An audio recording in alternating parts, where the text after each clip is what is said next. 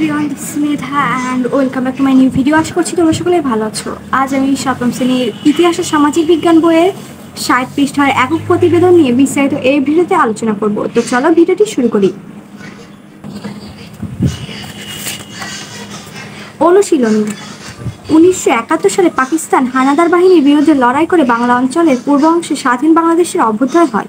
অর্থনৈতিক ক্ষেত্রে পাকিস্তানি শাসকদের বৈষম্যমূলক নীতি বাংলাদেশের অভ্যুদয়ের পেছনে কিভাবে ভূমিকা পালন করছে তা নিয়ে উপরের পাঠের আলোকে চলো একটি প্রতিবেদন লিখি। তো চলো এর অ্যান্সারটি আমরা দেখে নিই।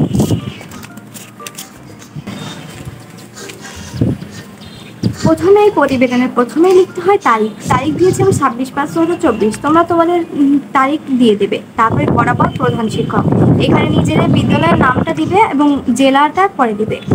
বিষয়: ১৯৭১ সালে পাকিস্তান হানাদার বাহিনীর বিরুদ্ধে লড়াই করে বাংলা অঞ্চলের পূর্ব অংশে স্বাধীন বাংলাদেশে অভ্যুদয় হয়। অর্থনৈতিক ক্ষেত্রে পাকিস্তানি শাসকদের বৈষম্যমূলক নীতি বাংলাদেশের অভ্যুদয়ের পেছনে কিভাবে ভূমিকা পালন করেছে তা নিয়ে প্রতিবেদন উপস্থাপন করা হলো। তারপর এখানে আমি লিখেছি সূত্র। এখানে তোমাদের বিদ্যালয়ের যে প্রথম অক্ষরগুলো আছে সেগুলো এখানে বসাবে এবং পরে তারিখ দিবে। জনাব বিনীত নিবেদক এই যে পাকিস্তানি শাসকদের বৈষম্যমূলক নীতি বাংলাদেশের অভ্যুদয়ের পিছনে কিভাবে ভূমিকা পালন করেছে তার প্রতিবেদন নিচে উপস্থাপন করা হলো। তারপরের পৃষ্ঠায় দেখা যাক। ১৯৪৭ সালে পাকিস্তান রাষ্ট্র প্রতিষ্ঠার পর পশ্চিম পাকিস্তানিরা কেন্দ্রীয় শাসন ক্ষমতা নিজেদের নিয়ন্ত্রণে রাখতে শুরু করে।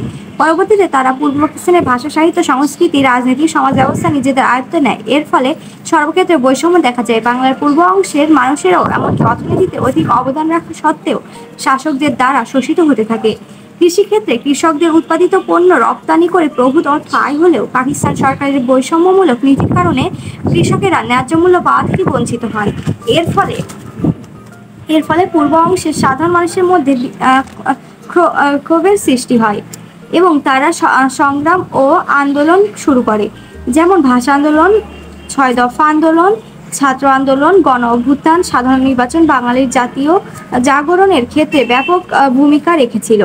এসব আন্দোলনের মধ্য দিয়ে বাঙালিরা জাতীয়তাবাদে উদ্বুদ্ধ হয়। ফলশ্রুতিতে ১৯৭১ সালের মুক্তি সংগ্রামে অংশ নেয় এবং অভ্যুদয় ঘটে স্বাধীন বাংলাদেশ রাষ্ট্রে। প্রতিবেদনের নাম এখানে তোমার নাম দেবে এবং প্রতিবেদকের ঠিকানা তোমার ঠিকানা দেবে এবং প্রতিবেদকের শ্রেণী সপ্তম, প্রতিবেদনের তারিখটা জানাবে এবং প্রতিবেদনের সময় কোন সময় তুমি এটা জমা দিচ্ছ সেটা লিখে দেবে।